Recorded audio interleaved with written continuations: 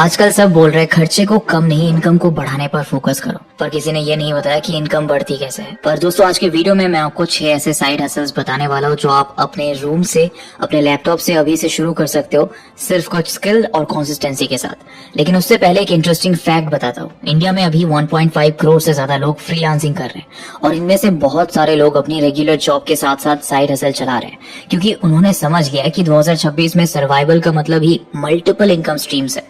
और in fact freedom का मतलब भी ज्यादा पैसा कमाना नहीं, ज्यादा ऑप्शंस होना है। तो अगर आपको भी लगता है कि एक इनकम पे डिपेंडेंट रहना रिस्की है तो ये वीडियो एंड तक जरूर देखना, क्योंकि आज मैं आपका ये डर भी खत्म करने वाला।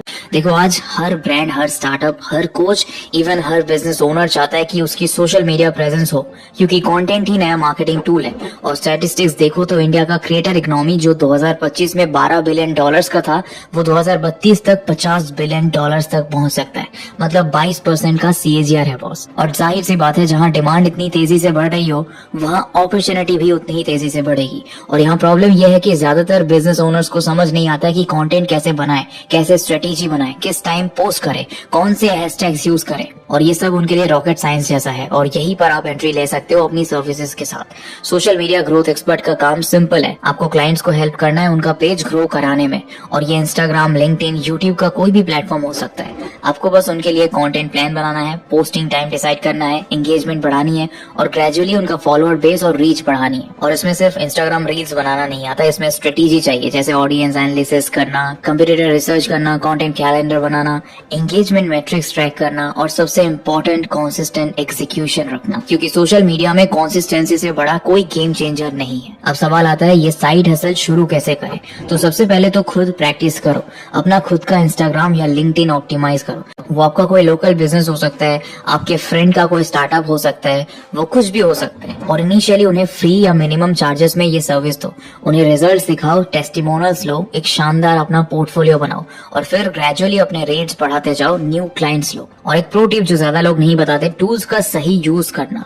डिजाइनिंग के लिए इनिशियली कैनवा यूज करो, बफर फॉर शेड्यूलिंग और मेटा बिजनेस सूट इनसाइट्स निकालने के लिए यूज करो, क्योंकि ये सब काफी अफोर्डेबल ऑप्शन है। एक और सीक्रेट, निश डाउन करो, मतलब सिर्फ सोशल मीडिया एक्सपर्ट मत बनो। हेल्थ एंड वेलनेस ब्रांड्स के लिए इंस्टाग्राम ग्रोथ एक्सपर्ट बनो या B2B SaaS कंपनीज के लिए लिंक्डइन कंटेंट स्ट्रेटेजीज बनो, क्योंकि एक स्पेसिफिक निश में आपकी वैल्यू 10 गुना हो जाती है। और आई नो शुरुआत में अर्निंग थोड़ी स्लो होगी, लेकिन एक बार आपके पास 3 से 4 सॉलिड केस स्टडीज आ गई तो क्लाइंट्स खुद आपके पास आने लगेंगे। और फिर आप पैकेजेस बना सकते हो, मंथली रिटेनर्स, पर प्रोजेक्ट फीस या परफॉर्मेंस बेस्ड प्राइसिंग पर। लेकिन एक सेकंड रुको, अगर आपको ऐसा लग रहा है कि ये साइड हसल स्लो या थोड़ी बोरिंग है तो नेक्स्ट वाला सुन लो। नंबर 2, वीडियो एडिटिंग, जहां क्रिएटर्स हाथ जोड़ के अच्छे एडिटर्स ढूंढते हैं और ये लिटरली गोल्ड माइन बन सकता है अगर आपने सही से सीख लिया तो। देखो दुनिया कंटेंट की तरफ शिफ्ट हो रही है। हर मिनट यूट्यूब पे 500 घंटे से ज्यादा कंटेंट अपलोड हो रहा है ग्लोबली। आज के टाइम में सिर्फ डिग्री आपको हार्वर्ड या MIT नहीं पहुंचा सकती। एक हैरत अंगेज फैक्ट बताओ, आजकल टॉप यूनिवर्सिटीज एडमिशंस के वक्त स्टूडेंट का यूट्यूब चैनल और उनका डिजिटल इम्पैक्ट चेक करा रही है। जियाद अहमद नाम का एक लड़का था, उसने स्टैनफोर्ड यूनिवर्सिटी में अप्लाई किया। उसने अपनी एप्लीकेशन में अपने डिजिटल एक्टिविज्म और सोशल मीडिया प्रेजेंस को इतने इम्पैक्टफुल तरीके से दिखाया कि येल और प्रिंसटन ने भी उसे एडमिशन ऑफर कर दिया। आने वाले समय में जिस तरह सबके पास लिंक्डइन अकाउंट होता है, वैसे ही सबका यूट्यूब चैनल होगा। एक चैनल रन करने के लिए रेगुलर वीडियोस डालने पड़ते हैं, उन वीडियोस को एडिट करने के लिए खुद एडिट करो या एडिटर हायर करो। इसके अलावा Instagram reels, YouTube shorts, LinkedIn videos, हर जगह वीडियो कंटेंट की डिमांड आसमान छू रही है। लेकिन सप्लाई बहुत लिमिटेड है क्वालिटी एडिटर्स की। मैं बता दूं एक रियलिटी, ज्यादातर क्रिएटर्स को एडिटिंग करना बिल्कुल पसंद नहीं है। उनके पास आइडियाज है और उन्हें कैमरा के सामने आना पसंद है, लेकिन 4 से 5 घंटा एडिटिंग में बैठना नहीं बॉस, वो बोरिंग लगता है उन्हें। इसलिए अच्छे एडिटर्स को हाथ पांव जोड़ के ढूंढा जाता है। लेकिन यहाँ पे एक बड़ी प्रॉब्लम है, मार्केट मीडियोकर एडिटर से भरा पड़ा है। मतलब वो लोग जो वीडियो में कट्स लगा देते हैं, कोई रैंडम म्यूजिक डाल देते हैं, ऑटो जनरेटेड कैप्शंस लगा देते हैं और कहते हैं एडिटिंग हो गई है। पर ये अप्रोच 2026 में काम नहीं करेगा, क्योंकि AI टूल्स अब ये सब कर सकता है ऑटोमेटिकली। तो आपको क्या करना होगा, एडवांस एडिटिंग सीखनी होगी, colour grading, sound designing, motion graphics, creative transition, story telling through cuts, ये सब आपका USP होगा, क्योंकि ये चीजें AI अभी तक अच्छे से नहीं कर सकता है। और मेरी तरफ से एक टिप है जो मुझे लगता है मोस्टली लोग इग्नोर करते हैं, क्रिएटर की स्टाइल को समझना। हर क्रिएटर का एक यूनिक एनर्जी होता है, एक पेस होती है। तो अगर आप सिर्फ टेम्पलेट बेस्ड एडिटिंग करोगे तो वो बहुत जेनरिक लगेगा, लेकिन अगर उसी जगह आप क्रिएटर की वाइब को समझ के एडिटिंग करोगे तो क्लाइंट आपको कभी जाने नहीं देगा।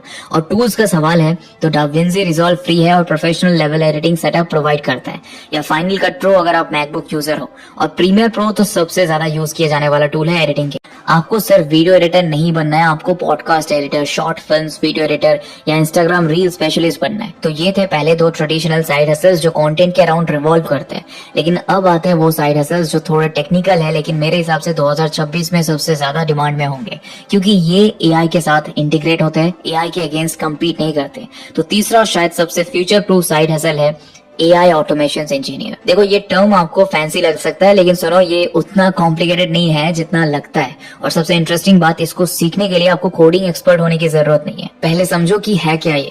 AI ऑटोमेशन इंजीनियर का काम बिजनेसेस के लिए वर्कफ्लोज ऑटोमेट करना है AI टूल्स यूज करके। मतलब जो काम मैन्युअली 5 लोग 8 घंटे में करते थे, वो अब एक ऑटोमेटेड सिस्टम 2 घंटे में कर सकता है। एग्जाम्पल के लिए कस्टमर ईमेल्स का रिप्लाई देना, डेटा एंट्री करना, रिपोर्ट्स जनरेट करना या सोशल मीडिया पोस्ट शेड्यूल करना, ये सब अब AI की हेल्प से ऑटोमेट हो सकता है।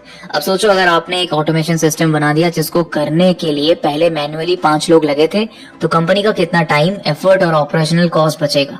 और इस तरह से आप जितना बड़ा प्रॉब्लम सॉल्व करोगे उतनी ज्यादा वैल्यू क्रिएट होगी, और जहां वैल्यू है वहां पैसा ऑटोमेटिकली आता है। और ये साइड हसल 2026 में गोल्ड से कम नहीं है, क्योंकि AI टूल्स अब बहुत एक्सेसिबल हो गए हैं। ChatGPT, Zapier, NA10, Airtable, ये सब टूल्स नो कोड या लो कोड मॉडल पर काम करता है, और इन्हें चलाने के लिए आपको पाइथन एक्सपर्ट बनने की जरूरत नहीं है। आपको बस लॉजिक समझनी है कि A हो तो B करो, B हो तो C करो। ये ट्रिगर एक्शन पैटर्न है। इसमें भी आप टूल को समझने के लिए, सीखने के लिए, खुद के लिए यूज कर सकते हो। छोटे छोटे काम इनसे करवाओ और इनका बेस्ट यूज केस समझो, फिर एक सिंपल ऑटोमेशन बना के अपने दोस्तों को दिखाओ, छोटे बिजनेसेस को अप्रोच करो। और हाँ, ये साइड हसल में टाइम टू अर्न बहुत फास्ट है, क्योंकि लोगों को अभी तक पता नहीं है कि ऑटोमेशन से कितना टाइम और पैसा बचाया जा सकता है। तो आप जब उन्हें डेमो दोगे तो उन्हें इमीडिएटली वैल्यू दिख जाएगी। पर यहाँ भी एक सवाल आता है कि कितने लोग हैं यहाँ जो एक्चुअली क्लाइंट ढूंढना जानते हैं, क्योंकि स्किल तो सीख ली जाएगी लेकिन क्लाइंट्स कहाँ से आएंगे, ये सवाल सबको डराता है। और इसीलिए नेक्स्ट साइड हसल बहुत इंपॉर्टेंट है, ये है आउटरीच एक्सपर्ट।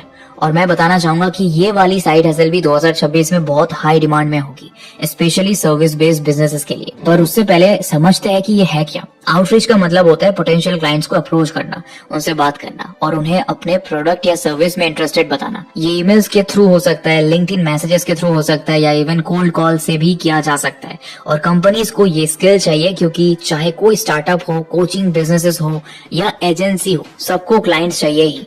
बिना क्लाइंट्स के बिजनेस नहीं चलता है। लेकिन फाउंडर्स के पास टाइम नहीं होता है हर दिन 50 से 100 लोगों को मैसेज करने का। वो प्रोडक्ट बिल्डिंग में, ऑपरेशंस में, टीम मैनेजमेंट में बिजी रहते हैं। इसीलिए एक डेडिकेटेड आउटरीच पर्सन होना उनके लिए बहुत वैल्यूएबल हो जाता है।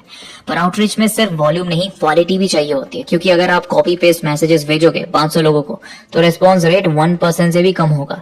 लेकिन वही अगर आप रिसर्च करके पर्सनलाइज मैसेज भेजोगे 50 लोगों को तो 10 to 15% रेस्पॉन्स भी मिल सकता है। और ये करते हुए मैं बताना चाहता हूँ कुछ बातें। पहली बात, ICP, आइडियल कस्टमर प्रोफाइल को अच्छे से समझो। अगर आपको पता ही नहीं है कि आप किसे टारगेट कर रहे हो तो किसी को भी कन्वर्ट नहीं कर पाओगे। दूसरी बात, फॉलोअर्स बहुत इंपॉर्टेंट है। पहले मैसेज में मोस्टली लोग रिप्लाई नहीं करते, लेकिन थर्ड या फोर्थ फॉलोअप में इंटरेस्ट दिखाते हैं। और एक इनसाइडर सीक्रेट, हर चीज में टाइमिंग बहुत मैटर करती है। जैसे लिंक्डइन ट्यूसडे से Thursday 9 to 11 AM usually best response rate देता है। ईमेल्स में सब्जेक्ट लाइन 5 वर्ड से ज्यादा नहीं होनी चाहिए, और हमेशा एक क्लियर CTA होना चाहिए यूजर के पास। और इसको शुरू करना भी बहुत ईजी है। पहले अपने आसपास के कुछ छोटे बिजनेसेस या स्टार्टअप्स को अप्रोच करो। उन्हें बोलो कि आप उन्हें 4 से 6 क्वालिटी लीड्स जनरेट करके दोगे फ्री में, और वो लीड्स अगर कन्वर्ट हुए तो फ्यूचर में आप उनसे पेड अरेंजमेंट कर सकते हो। और इस तरह से ये एक सॉलिड प्रूफ ऑफ कॉन्सेप्ट बन जाता है। इनफैक्ट इसमें अर्निंग पोटेंशियल भी बहुत अच्छी है, क्योंकि आप इसमें कमीशन बेस्ड काम कर सकते हो। मतलब जितने लीड्स जनरेट किए या जितने क्लाइंट्स कन्वर्ट किए, आप उसका परसेंटेज डिमांड कर सकते हो। ये एसिमेट्रिक रिटर्न्स देता है, मतलब ज्यादा मेहनत करोगे तो ज्यादा कमा पाओगे। लेकिन हाँ, एक चैलेंज भी है। इनिशियली इसमें आपको काफी रिजेक्शन मिलने वाला है। आप 100 मैसेजेस भेजोगे तो 90 में नो मिलेगा या कोई रिप्लाई ही नहीं आएगा। बट उस टाइम मेंटली आपको स्ट्रांग रहना पड़ेगा। तो अब तक हमने 4 साइड हसल्स देखे, 2 कंटेंट बेस्ड और 2 टेक्निकली ओरिएंटेड।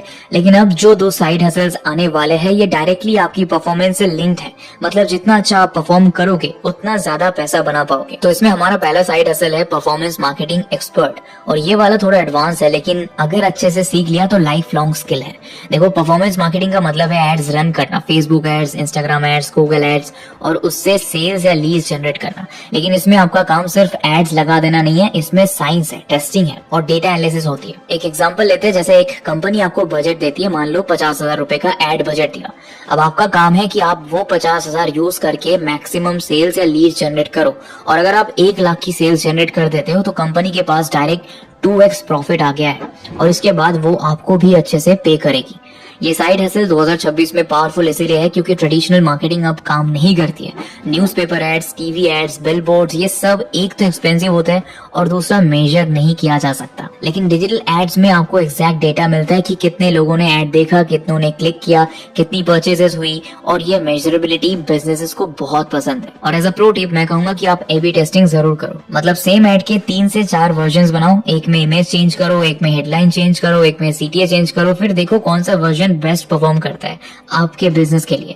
और ये एक बार का नहीं, कंटिन्यूअस ऑप्टिमाइजेशन का प्रोसेस है, तो आपको कंटिन्यूअसली करते रहना पड़ेगा। और प्लेटफॉर्म्स का सवाल है तो मेटा एड्स सबसे बिगिनर फ्रेंडली है, गूगल एड्स थोड़ा कॉम्प्लेक्स है लेकिन हाई इंटरनेट ट्रैफिक देता है, और लिंक्डइन एड्स मेरे हिसाब से थोड़ा एक्सपेंसिव है, बट B2B बिजनेस के लिए वो ही बेस्ट है। लेकिन यहाँ एक बड़ी रिस्पॉन्सिबिलिटी भी है क्योंकि इसमें क्लाइंट के पैसे इन्वॉल्व होते हैं, तो अगर एक बार एड्स फेल हो गए तो क्लाइंट ट्रस्ट खो देगा, इसीलिए अच्छे से सीखना जरूरी है, ब्लाइंडली इसमें जंप मत कर जाना। और अब आखिरी साइड हसल आती है जो आपने कई बार कई जगह सुनी होगी, कंटेंट क्रिएशन। ये सबसे एक्सपेक्टेड था लिस्ट में, लेकिन एक चीज जो अनएक्सपेक्टेड रहती है वो है इसका पोटेंशियल। देखो, कंटेंट क्रिएशन मतलब सिर्फ यूट्यूब वीडियोस बनाना नहीं है, इसमें व्लॉगिंग आ सकती है, इंस्टाग्राम कंटेंट आ सकता है, पॉडकास्ट आ सकता है, न्यूज़लेटर आ सकता है। बेसिकली अगर आप कंसिस्टेंटली वैल्यूएबल कंटेंट प्रोड्यूस कर रहे हो तो वो कंटेंट क्रिएशन है। और इसकी अपॉर्चुनिटीज देखो तो जैसा कि मैंने स्टार्टिंग में बताया कि इंडिया की क्रिएटर इकोनॉमी अगले 7 से 8 सालों में 4x ग्रोथ लाने वाली है।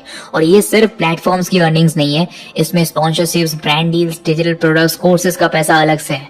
लेकिन एक रियलिटी चेक भी जरूर है। BCG की एक रिपोर्ट कहती है कि इंडिया में 20 से 25 लाख एक्टिव क्रिएटर्स है, लेकिन सिर्फ 8 से 10% ही इफेक्टिवली मोनेटाइज कर पाते हैं अपने चैनल को कुछ पर्टिकुलर निश में। मतलब लगभग 90% लोग या तो बहुत कम कमा रहे या बिल्कुल नहीं कमा रहे, क्योंकि कंपटीशन बहुत है, अटेंशन स्पैन कम है और कंसिस्टेंसी सबसे बड़ा चैलेंज है। तो कंटेंट क्रिएशन में सक्सीड करना है तो कुछ बातें ध्यान में रखनी होगी। पहली बात, निश चूज करो। कुछ भी कंटेंट मत बनाओ, या तो फाइनेंस पर कंटेंट बनाओ, या फिटनेस पर, या करियर गाइडेंस पर, या टेक रिव्यूज पर, क्योंकि इसी तरह से स्पेसिफिक निश में ऑथोरिटी बिल्ड होती है। दूसरी बात, मोनेटाइजेशन सिर्फ एड से मत सोचो, मल्टीपल रेवेन्यू स्ट्रीम्स बनाओ। यूट्यूब एड रेवेन्यू तो एक ऑप्शन है, इसके अलावा आप Instagram brand collaborations, affiliate marketing, digital products, consulting, workshops, और ऐसे जितने ज्यादा इनकम स्ट्रीम्स होंगे उतना स्टेबल करियर होगा।